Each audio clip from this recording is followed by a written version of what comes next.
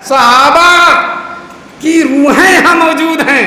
ایک صاحب دیوبند گئے تھے تو انہوں نے شعر کہا تھا دارالعلوم کے درس حدیث وغیرہ دیکھ کر, روح ابو حنیفہ یہیں آس پاس ہے.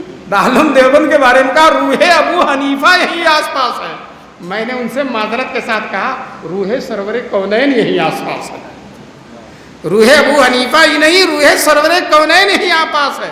حضور کی حدیثوں کا جتنا درس وہاں دیا گیا ہے 1400 سال میں شاید مشکل سے کہیں دیا گیا ہوگا, جتنا درس وہاں دیا گیا ہے.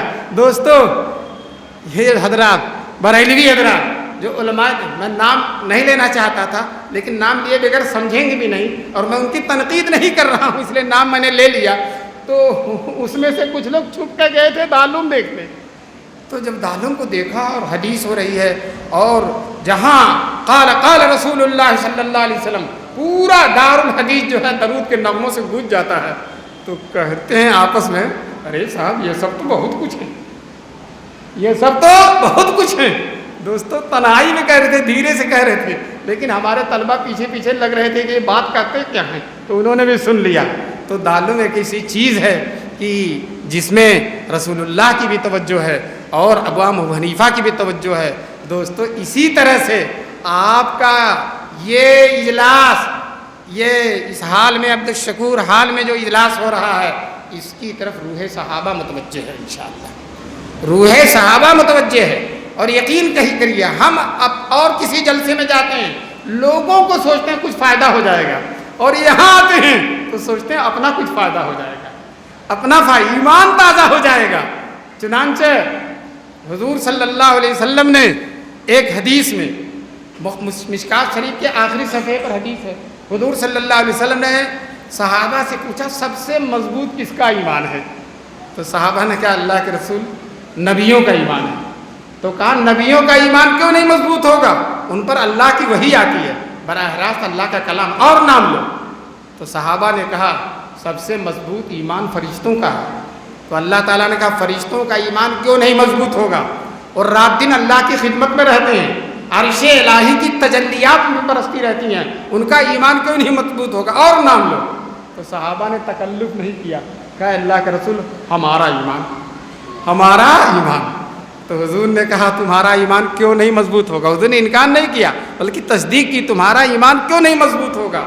تم میرے ساتھ رہتے ہو, میرے ساتھ نماز پڑھتے ہو, میرے روئے زیبا کی زیارت کرتے ہو, مجھ سے مصافحہ کرتے ہو, نماز میں میرے ساتھ رہتے ہو, دعاؤں میں میرے ساتھ رہتے ہو, جہاد میں میرے ساتھ رہتے ہو, سفر میں میرے ساتھ رہتے ہو, رات کی خلوتوں میں میرے ساتھ رہتے ہو, دن کی جلوتوں میں میرے ساتھ رہتے ہو, رات دن میرے معجزے دیکھتے ہو, تو تمہارا ایمان کیوں نہیں مضبوط ہوگا؟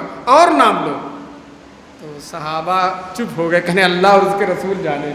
حضور صلی اللہ علیہ وسلم نے کہا ان کا ایمان سب سے زیادہ حیرت انگیز ہے جو میرے بعد آئیں گے, جو میرے بعد آئیں گے, جنہوں نے مجھ کو نہیں دیکھا ہے لیکن مجھ پر ایمان لائیں گے, اور اتنا مضبوط ایمان لائیں گے کہ کہیں گے زبان حال سے جو جان دے دو تو جان مانگو تو جان دے دیں, جو مال مانگو تو مال دے دیں, مگر یہ ہم سے نہ ہو سکے گا نبی کا جاہو جلال دے دیں. دوستو یہ ہمارے ہی ہم ہیں, ہمیں بڑی خوشی ہے, بڑا فخر ہے کہ اللہ تعالیٰ نے, اللہ کے رسول نے ہمارے ایمان کو بہت حیرت انگیز ایمان کا, اور ہمارے ایمان کی عظمت جو ہے اس میں بہت بڑا حصہ مدح صحابہ کا ہے. ہمارے اس ایمان کی عظمت میں بہت بڑا حصہ کس کا ہے؟ بولو مدح صحابہ کا. ہم انشاءاللہ پوری زندگی مدح صحابہ کرتے رہیں گے اور اپنے ایمان کو زندہ کرتے رہیں گے.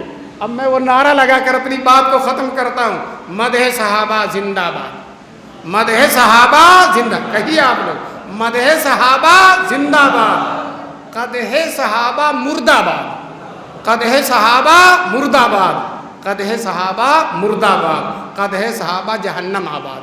وآخر دعوانا ان الحمدللہ رب العالمین.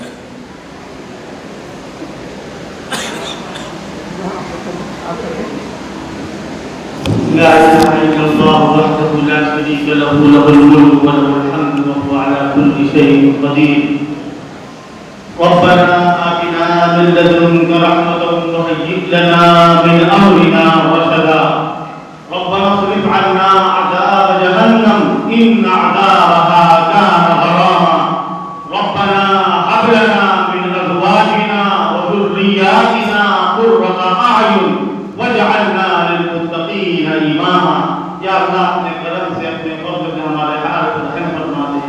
बुरी बातों से, बुरे कामों से, नफ्स और शैतान के धोखे से महफूज फरमा दे। जो बीमार है उन्हें शिफा अता फरमा दे। जनाब उमर साहब के भाई और बहन को अल्लाह ताला शिफा नसीब फरमा दे।